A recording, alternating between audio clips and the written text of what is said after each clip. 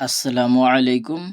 आज की वीडियो में हम लोग मिर्ज़ा फ़रहतुल्लाह बैग का बहुत ही अच्छी तरह से एक्सप्लेन करेंगे, यानी चैप्टर 1 है ये। और ये कहानी जो है ना, कहानी आपको अगली वीडियो में बताएंगे। इसमें सिर्फ मिर्ज़ा फ़रहतुल्लाह बैग को अच्छी तरह से पढ़कर और इसमें जो इम्पोर्टेंट है जहाँ से पूछा जाता है, आपको हाइलाइटर अपने पास रखें। और किताब, ये किताब कौन सा है तो आपको बता दें किताब कौन सा है। तो ये कहकशा हिस्सा दोम है, सभी लोग जान रहे हैं 12th क्लास में कौन सा किताब है। अगर आप नहीं लिए हैं तो देखिए आपको किताब दिखा देते हैं। देखिए ये किताब है कहकशा हिस्सा दोम। अगर आप नहीं लिए हैं तो ले लिए, और लिए हैं तो बेहतर है आप किताब सामने रखें। जो जो हाइलाइटर से आपको लगवाएंगे आप वो उसको आप लगा लीजिएगा इम्पोर्टेंट। और इसको अच्छी तरह से पढ़कर आपको बहुत ही आपको अच्छा लगेगा इंशाअल्लाह ताला। कुछ लोगों को परेशानियां हो रही है पढ़ने में, तो हम सोचे कि इसको अच्छा तरह से एक्सप्लेन कर दिया जाए। तो चलिए अब हम लोग फाइनली शुरू करते हैं वीडियो को।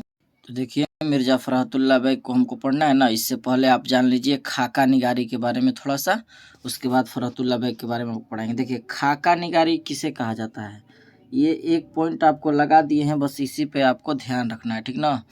यहाँ देखिए जो खाका निगारी लिखा है, किसी शख्सियत की तहरीरी तस्वीर कशी ही खाका निगारी है। यानी किसी के बारे में इस तरह से लिख देना कि उसका चेहरा सामने आ जाए, यानी स्केच बन जाए, उसे ही हम लोग क्या कहेंगे, खाका निगारी। तो आप समझ गए होंगे कि खाका निगारी कैसे किसे कहते हैं। यानी किसी के बारे में हमको इस तरह से लिखेंगे कि पता चल जाएगा हाँ इसका वही कारनामे है, यानी स्केच सामने आ जाएगा, उसी को हम लोग क्या कहेंगे, खाका निगारी, ठीक ना। तो खाका निगारी का डिटेल्स अभी बताएंगे जब नज़ीर अहमद की कहानी आपको बताएंगे। तो ये खाका निगारी समझ गए किसे कहा जाता है। अब चलिए हम लोग फ़रहतुल्लाह बैग को पढ़ते हैं अच्छी तरह से।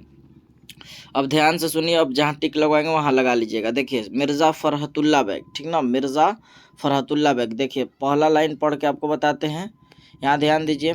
मिर्ज़ा फ़रहतुल्लाह बैग के जद्दे अमजद मिर्ज़ा अफ़जल बैग बदख्शा से तर्क वतन, तर्क मतलब छोड़कर, कुछ लोग तुर्क कहते हैं तो यहाँ आपको समझ लेना है, ठीक ना। तर्क वतन करके शाह आलम सानी के ज़माने में, यहाँ से आप पहले सुन लीजिए, शाह आलम सानी के ज़माने में हिंदुस्तान आए और फ़ौज में मुलाजिम हुए। फ़रहत के दादा मिर्ज़ा अब्दुल्लाह बैग की माली हालत अच्छी नहीं थी। 1857 के इनकलाब से यह ख़ानदान भी मुतासिर हुआ और दिल्ली से हिजरत करके हैदराबाद दक्कन चला गया। आप इसमें क्या इंपॉर्टेंट लगाइए, तो सबसे लगाइए कि जद्दे अमजद कौन है, तो मिर्ज़ा अफ़जल बैग, ठीक ना। पूछेगा मिर्ज़ा अफ़जल बैग फ़रहतुल जद्दे अमजद किसे कहा जाता है, तो जद्दे अमजद उसे कहा जाता है ना मुरस्से आला, यानी बाप का बाप, यानी दादा एक तरह से कहा जाए, ठीक ना। तो वहाँ से अब कहे कि फ़रहतुल्लाह बैग तर्क वतन करके कहाँ चले आए, किसके ज़माने में हिंदुस्तान आए, तो शाह आलम सानी, ये दूसरा पॉइंट हुआ, ठीक ना। उसके बाद से इसमें आपको नहीं लगाना है। उसके बाद कहाँ आए, तो दिल्ली से हिजरत करके, हिजरत माने एक जगह से दूसरी जगह जाना होता है, हिजरत करके कहाँ आए, तो दक्कन चले गए। उसके बाद देखिए, उसके बाद यहाँ समझिए, यहाँ से देखिए आप फिर समझ पाइएगा। यहाँ लिखा है तज़किरा नवेसियों के मुताबिक, तज़किरा नवेसियों के मुताबिक आप देखेंगे यहाँ तो लिखा है तज़किरा नवेसियों के मुताबिक मिर्ज़ा फ़रहतुल्लाह बैग सितंबर 1883 में पैदा हुए, लेकिन खुद उनके बयान के मुताबिक अगस्त 1885 में तौलीद हुए। यहाँ समझने की बात है, देखिए फ़रहतुल्लाह बैग तज़किरा नवेसी है, यानी शोरा और दीगर उलमा द्वारा बताया गया है कि उनकी पैदाइश 1883 में, लेकिन खुद ये बता रहे हैं कि मैं तौलीद यानी पैदा हूँ, कब हुआ, तो पता है आपको, ये खुद कह रहे हैं कि मैं वह अगस्त 1885 में पैदा हुए थे। आपको याद कैसे करना है, त से 83 में तज़किरा नवेसियों के मुताबिक, त से ये भी है तज़किरा नवेसियों के मुताबिक, अगर कहे दुरुस्त तो ये 1885, ठीक ना।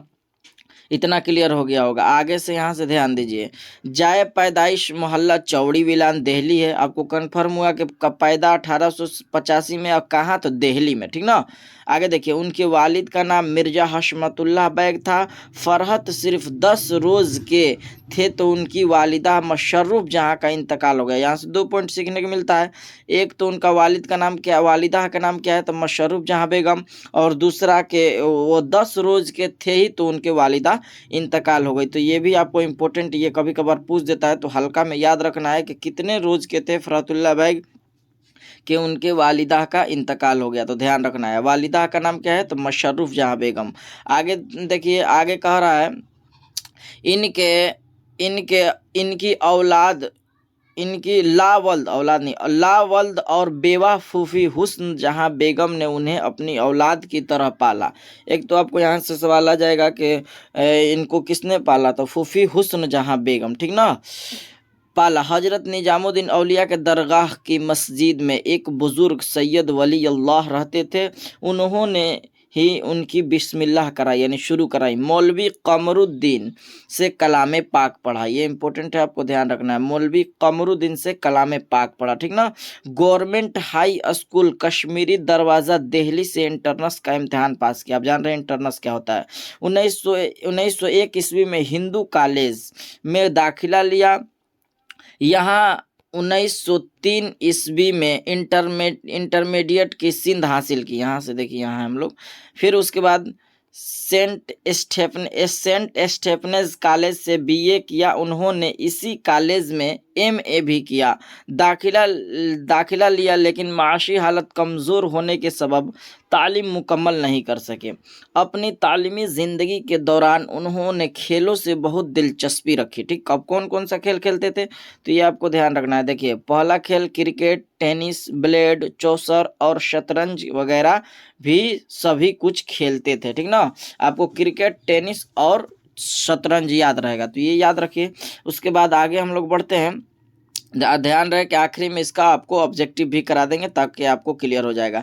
आगे समझिए, यहाँ से फरहतुल्लाह बैग, यहाँ देखिए, फरहतुल्लाह बैग तलाश मास के सिलसिले में हैदराबाद आए और वहाँ के एक स्कूल में अंग्रेज़ी मुअल्लिम बनाए गए। 1908 ईस्वी में हाई कोर्ट मुतरजिम मुकर्रर हुए, तर्जमा निगारी। 1910 में जोडिशिल यानी एक तरह से कहिए जज का इम्तिहान पास किया और इस मैदान में मुख्तलिफ ओहदे पर तरक्की करते हुए 1939 में हाई कोर्ट के इंस्पेक्टिंग अफसर, देखिए यहाँ है ना, हाई कोर्ट के इंस्पेक्टिंग अफसर बने और 1942 में इसी ओहदे से शकबदोश हुए, ठीक ना, ध्यान रखना है।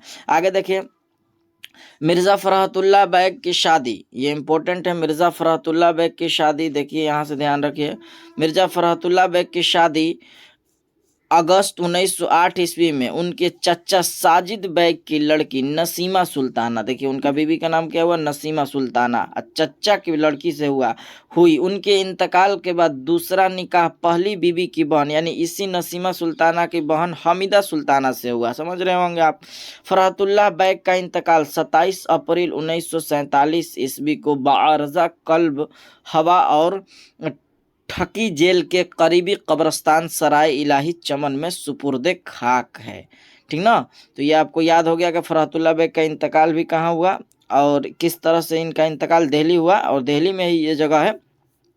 तो आपको क्लियर हो गया होगा कि फरहतुल्लाह बैग किस तरह से ये शादी की है। पहला बीवी का नाम नसीमा, दूसरा बीवी का नाम हमीदा सुल्ताना। आगे हम लोग देखते हैं। आगे देखिए, आगे यहाँ से समझिए, मिर्ज़ा साहब ने मज़ामीन अदीबों के हालात कलमबंद किए, शायरी भी की, लेकिन उनकी शोहरत का असल दारुमदारान के बेमिसाल खाके देखिए क्या लिखे हैं फरहतुल्लाह बैग? खाके। कौन सा खाके लिखे हैं? तो आप समझिए, यहाँ लिखे डॉक्टर नज़ीर अहमद की कहानी, कुछ मेरी और कुछ उनकी ज़बानी। ये खाका है। कौन लिखने वाले हैं? फरहतुल्लाह बैग। ये अपने उस्ताद पे खाका लिख रहे हैं, ठीक ना। आगे समझिए, आगे यहाँ से आपको बचा है ना, आगे यहाँ से ध्यान दीजिए। यह खाका का पहली मर्तबा अंजुमन तरक्की उर्दू हिंद के रिसाले उर्दू के शुमार जुलाई 1927 में तबाह हुआ था। यह खाना सिर्फ उनका बल्कि उर्दू के बेहतरीन खाकों में एक है। दिल्ली के यादगार मुशायरा और फूल वालों की सीर भी उनकी यादगार तहरीरें हैं। उनके मज़ामीन फ़रहत के नाम से, देखिए कभी कभी पूछता है उनका मज़ामीन का नाम फ़रहत के नाम से कितने जिल्दों में शाया हुआ? तो यहाँ देखिए साफ तौर पे लिखा फ़रहत के नाम से 7 जिल्दों में तबआ, यहाँ देखिए तबआ हुए। उनकी दीगर किताबों में इनशा, किताब कौन कौन सा है? इनशा, दीवाने यकीन, दीवाने नज़ीर, यहाँ आपको आखिरी है तो अब नजर आएगा इंशा, दीवाने यकीन, दीवाने नज़ीर, मेरी दस्तान और मेरी शायरी। ठीक ना, तो ये अहम है, यानी आपको ध्यान रखना है। कौन सा याद रखना है? एक इंशा याद रखिए और ये दीवाने नज़ीर याद रहेगा और मेरी दस्तान, इतना याद रखिए। उसके बाद इसमें से याद नहीं रखिए। अब फरहतुल्लाह बैग के बारे में आपको अच्छी तरह से पता चल गया होगा। वालिद का नाम मिर्जा हशमतुल्लाह बैग था ना, और वालिदा का नाम जो है ना क्या था आप जान रहे हैं। वालिद का नाम भी बताएं, मिर्जा हशमतुल्लाह बैग था। और वालिदा का नाम मशरूफ जहां बेगम। पैदा तज़किरा नवेसियों के मुताबिक आपको बताएं, तज़किरा नवेसियों के मुताबिक 1883 में पैदा हुए। खुद उनके मुताबिक 1885 ईस्वी में पैदा हुए। कहाँ पैदा हुए? तो दिल्ली में। इंतकाल कहाँ किए? तो दिल्ली में। इंतकाल कब किए? 1947 ईस्वी में। अब चलिए इससे हम लोग ऑब्जेक्टिव देखते हैं। तो चलिए अब हम लोग ऑब्जेक्टिव को देखते हैं, आपको पूरा अच्छा से क्लियर हो जाएगा। तो पहला सवाल है, देखिए, किसी शख्स की तहरीरी तस्वीर कशी को क्या कहते हैं? तो आपको पता है खाका निगारी। बताएं तो सही जवाब हो जाएगा खाका निगारी। मिर्जा फरहतुल्लाह बैग के जद्दे अमजद किस बादशाह के ज़माने में हिंदुस्तान आए? तो बताएं, आपको पढ़ाएं भी कि शाह आलम सानी के ज़माने में। फरहतुल्लाह बैग के दादा कौन थे? तो फरहतुल्लाह बैग के दादा मिर्ज़ा अब्दुल्लाह बैग थे। सही जवाब हो जाएगा सी।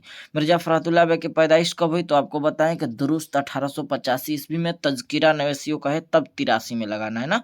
मिर्जा फरहतुल्लाह बैग के वालिद कौन थे? तो आपको पता है कि मिर्जा फरहतुल्लाह बैग के वालिद मिर्जा हशमतुल्लाह बैग हैं। आपको भी एक कमेंट में बताना है जो पूछेंगे। अगला सवाल देखते हैं हम लोग।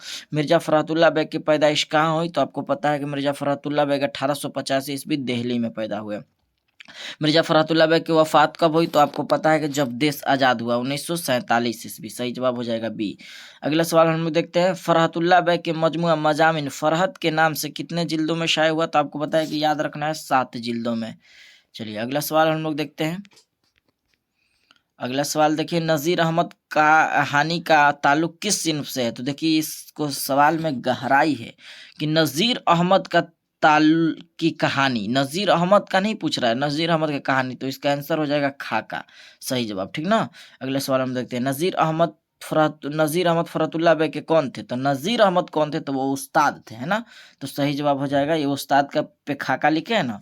अगला सवाल हम देखते हैं। मिर्जा फरहतुल्लाह बैग के उस्ताद कौन थे? तो मिर्जा फरहतुल्लाह बैग के उस्ताद नज़ीर अहमद थे। नज़ीर अहमद किस मशहूर शख्स के उस्ताद थे? तो आपको पता है फरहतुल्लाह बैग के उस्ताद हैं। सही जवाब हो जाएगा ना। नज़ीर अहमद के कहानी के मुसन्निफ कौन है? अभी पढ़ा है भी कि फरहतुल्लाह बैग लिखे हैं। तो सही जवाब हो जाएगा बी।